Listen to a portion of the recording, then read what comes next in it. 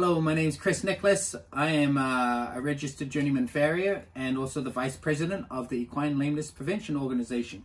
The purpose of this video is to complement an article that was written by Jeff Coda and I in the previous American Farriers Journal on drawing a foot. And so we're going to just draw a foot today, and I'm going to go step by step just like the article, and here we go. So if you have your journal in front of you, first thing we do is start by drawing a little dot that represents the back of our frog or the central sulcus, and we're going to draw a little V around it. From here we're going to go up 7 squares or 1 3/4 inches for the purpose of this drawing, and then we can connect the apex of our central sulcus down to our V and the back of our central sulcus here. So this measurement, if we double it like so and draw a dot, this helps us recognize that we have a non-distorted frog length. Go ahead and draw in a nice round apex of the frog.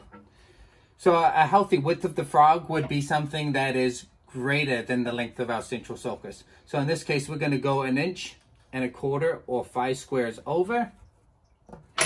And same with here, 1 inch or 5 squares over. So then we can tell from the apex of our frog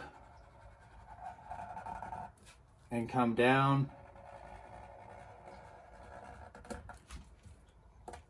to the back of our frog. Now we can connect these 3 dots. So we'll draw from our commissures, or where our frog and commissures end. And we've now drawn a frog that has a healthy central sulcus, it's a non-distorted frog length, and a healthy frog width. From here we want to find the widest part of our foot. So on average size foot, we come back 1 inch from the tip of our frog, or 4 squares. When we come back 1 inch, I'm going to go 1/4 inch over from our commissures and draw a dot. And same with here, 1/4 inch over and draw a dot.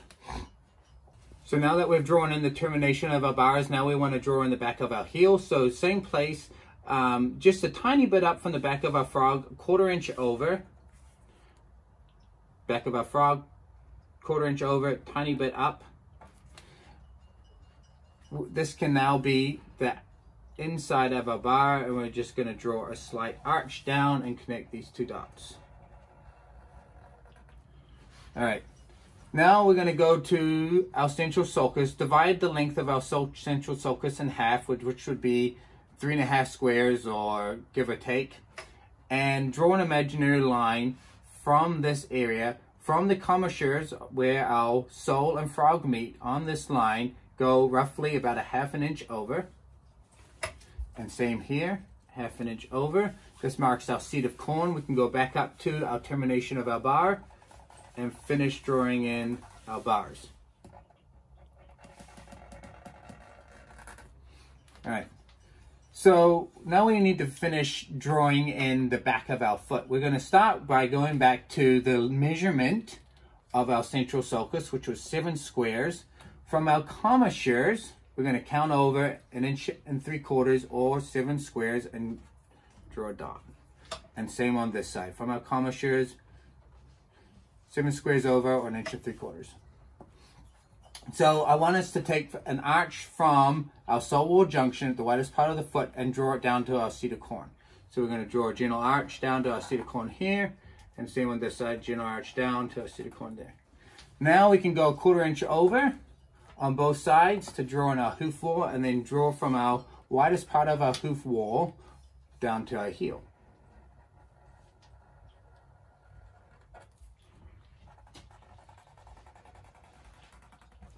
All right, so now we've drawn the back of the foot. At this point, we're going to go from our dimple to the widest part of our foot, which is 10 squares, or in this case, 2 1/2 inches, and double it and draw a dot. Now this is where our sole wall junction meets, and we can draw a front foot, or a hind foot, or however you want to go about it. I'm going to just draw kind of a front foot shape, it looks like.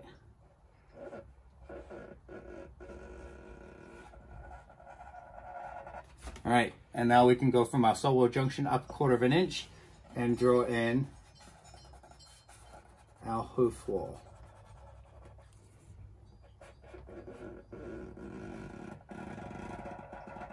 All right, and if we want to get a little artistic, we can draw in our heel bulbs, like so. All right, so here is the back of our frog, right here. This measurement to the widest part of our foot doubled, or within 1/4 inch, helps us find a foot that is a 50-50 ratio from here to here and from here to here, has an equal proportion around the widest part of the foot or the center of rotation. So practicing drawing a foot like this, what it teaches us is to just look at the different landmarks. How do some of these measurements come together? And it's going to vary from draft horses to ponies and large feet. So just to recap here, I want to go over the 5 ways of finding the back of the foot, our widest part of the foot or center of the foot, and using that as a ratio to help find what our toe length is. So to find the back of the foot, we're going to start with our dimple, our commissures, and the flat spot at the back of our frog. And this flat spot is kind of created by where the heel bulbs and frog kind of join together. So when we have these landmarks, that helps us find the most static reference point from the back of the foot. Find the apex of our central sulcus, draw it in.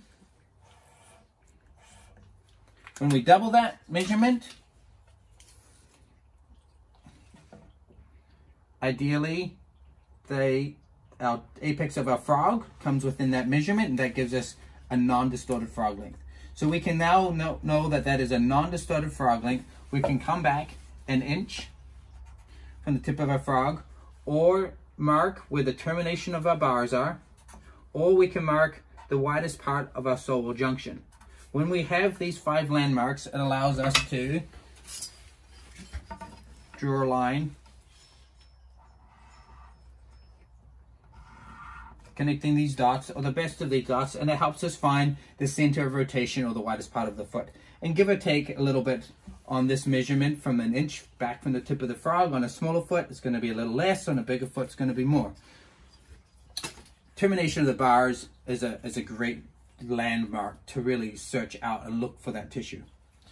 So once we have the back of the foot determined, where the termination of our bars are, we can then take this ratio from the back of the foot or the dimple to our widest part of our foot. Here we go, double it, draw a line. If it is within 1/4 inch of that line, we would call that a non-distorted frog, I apologize, a non-distorted toe length. So when we are looking for is a foot that has equal proportions.